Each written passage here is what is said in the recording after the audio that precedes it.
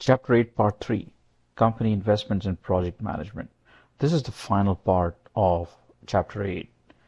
So far we've seen how different projects with different cash flows can be compared using payback period, discounted payback period. Payback period is simple and fast, but discounted payback period keeps in mind the lower value of future cash flows at positive rates of discount. Net present value, which is the most common method of determination of the feasibility of a project at a given hurdle rate, and then internal rate of return, which is the most popular method among the top C-suite executives. After going through this presentation, students would be able to discuss what are the host of problems that IRR could have, and NPV as well sometimes. Deduce the NPV profile against different discount rates, analyze what's the meaning of crossover rates and what crossover rates exist for different mutually exclusive projects, and be able to apply Profitability Index to deduce the best project among a given set of options with the variety of mutually exclusive projects with different net present values. Let's recall what's NPV and IRR.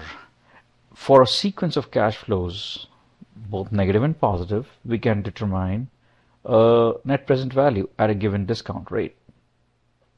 So at a discount rate, could the net present value be positive or negative, or how much negative for, let's say, just a cost-only project? And at what discount rate is the net present value equal to zero? That is the internal rate of return. So all these considerations are important. Typically, when the net present value is large, the internal rate of return is also large, but that's not a general rule, as we'll see today. Also, the profitability index is defined as the net present value per unit of investment. So some projects can be having a higher internal rate of return, but may not be good enough per unit dollar of investment in terms of net present value. And so profitability index is a very useful tool to determine and rank different projects by their net present value per unit investment. So we said we should consider different projects with different cash flows, right? Let us consider those. So now we had our example carried forward from the previous presentation in which there are multiple variable cash flows. So MKZ Airlines was spending $1.5 million for the creation of a new connection, and it purchased commercial airline jets and created infrastructure which all required $1.5 million.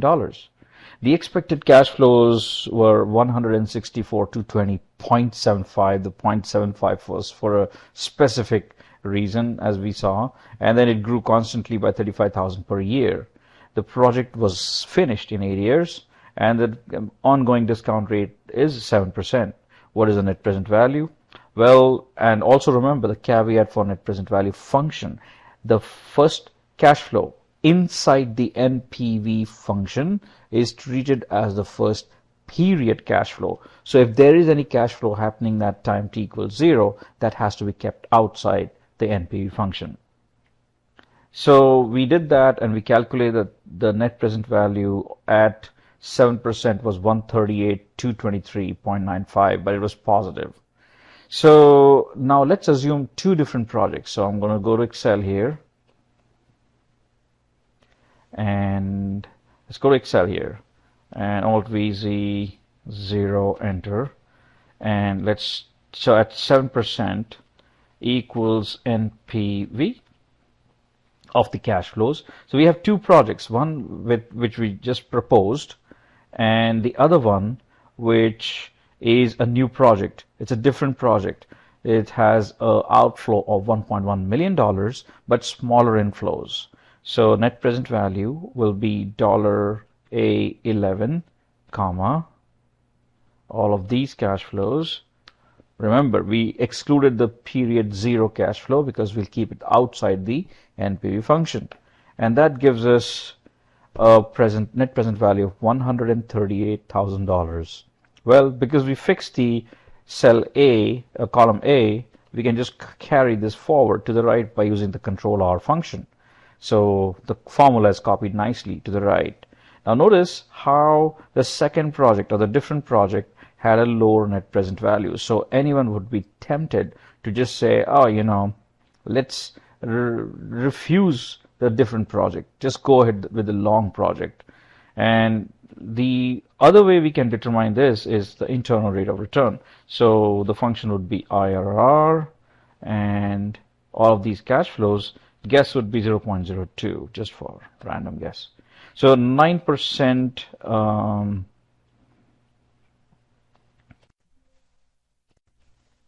we just increase the number of decimal places to 1, and then just find out the IRR of the other. Oh, so even though the net present value is small, the IRR is large. So now what do? We could slice it and dice it in more ways. So it's NPV and IRR are giving us contradictory results. So what do we do next? Well, next is to find out the profitability index. So the profitability index is defined as the absolute value of the net present value divided by the investment made, which is the initial cash flow, typically. And we have to convert this into percentage, and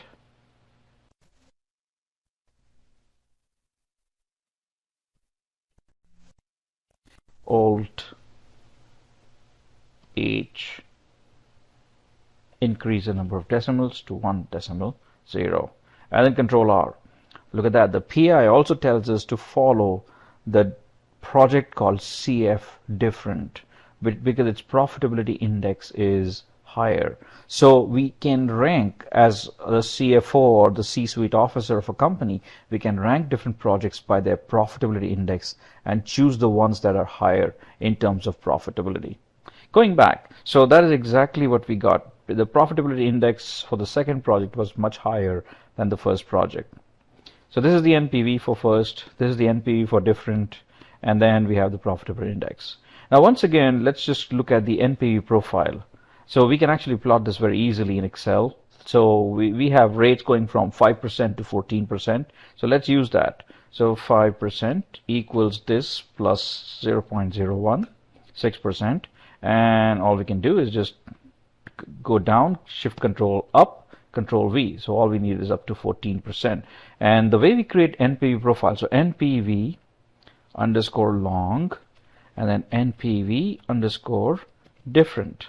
So equals NPV, obviously, dollar F2. So we fix the F but not the 2 because we're going to copy to the right. And then we fix the values. So these cash flows for this project are B3 to B10, okay? So B $3. We don't fix the B because when we copy to the right, the B should become C. So B $10, and then plus B $2. So that is the NPV at 5%. As we copy down, F2 will become F3, F4, but as we copy to the right, F2 will remain F2. So Shift Control 1 and then Alt O C W, make it 11, Control Y, and then copy that and then go down, Shift Control up, Control V. So we have determined the net present value for both of them. And notice how at 9%, the net, actually let's just Alt H9, Alt H9. So we made it 0. Now notice how this net present IRR is close to 9% for NPV long. So just mark that. And then IRR is between 9 and 10%. And as we saw, it's 9.5% for NPV different. And we've seen this concept before, but just reiterating is actually helpful. So we plot both of these. Let's see which chart we can. Alt IH gives us the chart. And then, yes, that's the one, but we need it with lines like that. So we plotted the chart with lines. Notice there are 3 things here.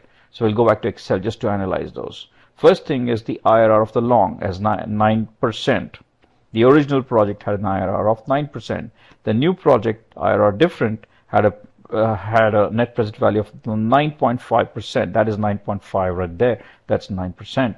But there's another interesting point called the crossover point, where so notice how the blue project is better in NPV before the crossover point, and then the orange project becomes better in terms of NPV at those higher rates beyond 8%.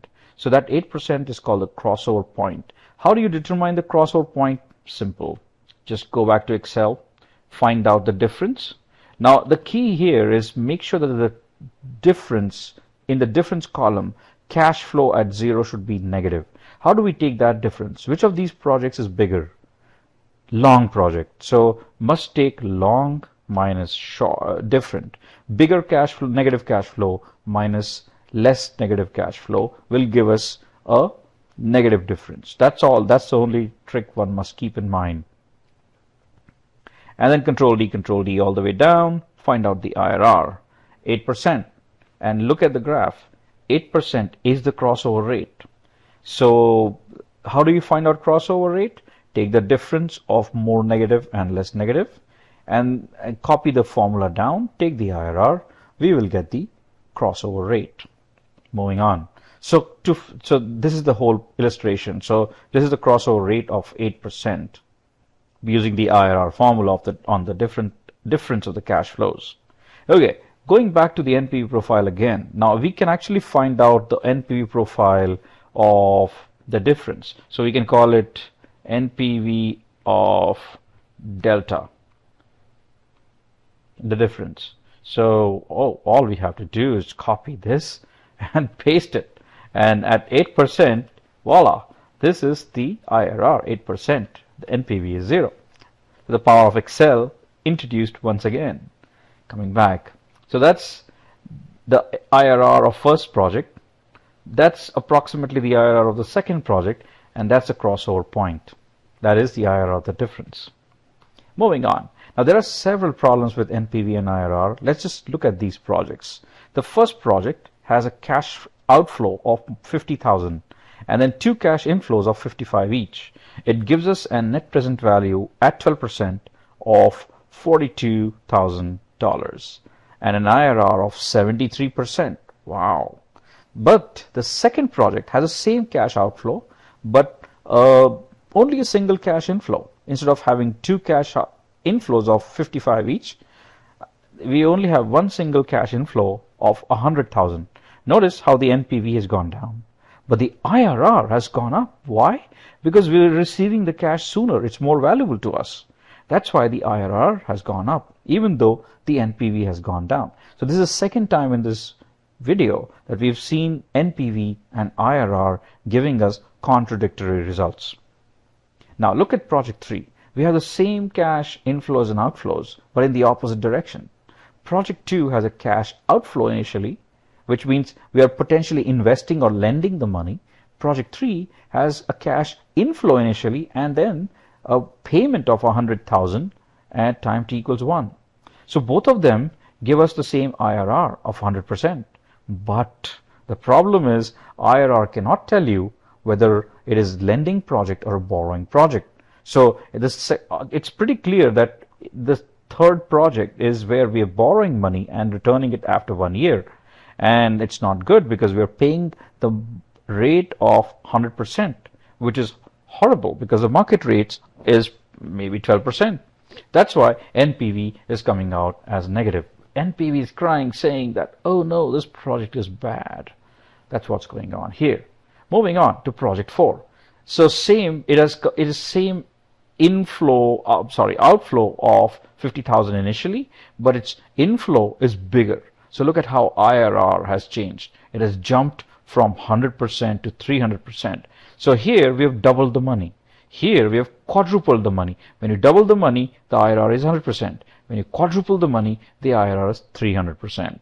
That's something interesting to note. And the NPV has also gone up proportionately. Okay, moving here.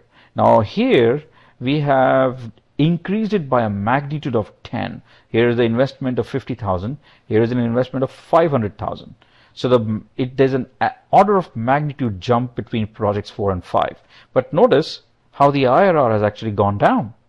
So the manager's decision really here is to look at an NPV of 128,000 or 392,000. If there are no good profitable projects available, it's probably better to go with project 5 rather than project 4.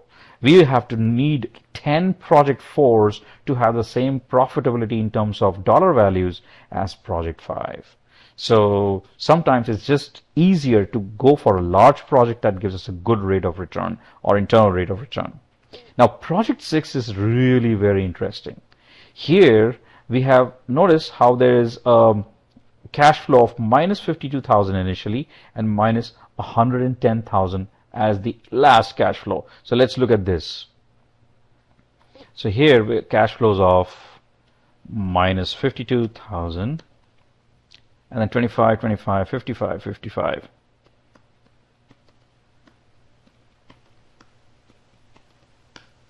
And then the last cash flow is minus 110. Oops, minus 110,000. Now, to find out IRR, well, we can also look at the NPV profile. Well, let's look at the IRR first. So IRR values, and let's put a guess of 0.02. The answer is 3%. Alt H9, Alt H0, 2.7%. But if we guess the IRR same values to be 20%, 0.2, then the answer it gives us is 21%. Oh, Alt H0, 21.1%. So this has two IRRs, IRR1 and IRR2. And the logic for that is look at the sign changes. Negative, positive, positive, positive, positive. Again sign change, negative. So two sign changes has given us two IRRs. It's pretty curious because if we plot this, so 1% equals this plus 0.01 and plot it all the way to 25%. Oh, 6 more. 25%. Sure. And then find out the NPV equals NPV rate and the values and fix those values. So $V $2 colon V $7. Nope, it should be V $3 to V $7. Sorry, V $7 plus V $2. For those who are intellectually curious, there's another way of doing this. Wait, let's just shrink the column to 11 first. And that is equals NPV. Now we're introducing this for the first time, rate, and you can select all the cash flows, just multiply it times 1 plus the same rate, 1%, and your answer will be the same. Now just for the sake of academic purposes, let's just fix this. So function f, no, it won't work, V $2 and then V $7. Okay, same answer, no change. Alt O C W, enter, Control Y. Copy that and paste it. Control V. Notice how it becomes negative, negative, positive, and then goes down, and then again becomes negative again. And both the values are, by the way, identical. So I'm not going to plot both the values. This is the rate, and this is the NPV. So this is a very interesting NPV profile. As you can see, it's the reason why there are two IRRs is because the graph crosses x-axis twice. Once here at 2.7% and once here at about 21%. That is why we have two internal rate of returns here. Okay, so good. That's a problem with the IRR function. Projects with multiple IRRs, what do you do? Conclusion, IRR is simple, but IRR has problems. NPV per unit initial investment is called the profitability index. It's like the return on investments in case of stocks. Different mutually exclusive projects, we can create their NPV profile, we can find out their crossover point, but IRR has pitfalls, as does NPV. So a financial manager really has to weigh carefully between all of these decision-making tools to determine which project is the best for them. So it is, again, a little bit subjective. So problems of IRR, problems of NPV, problems of profitability index, problems of payback rule, all need to be considered carefully before a final decision is made. And that's Chapter 8, Part 3. Thank you for listening.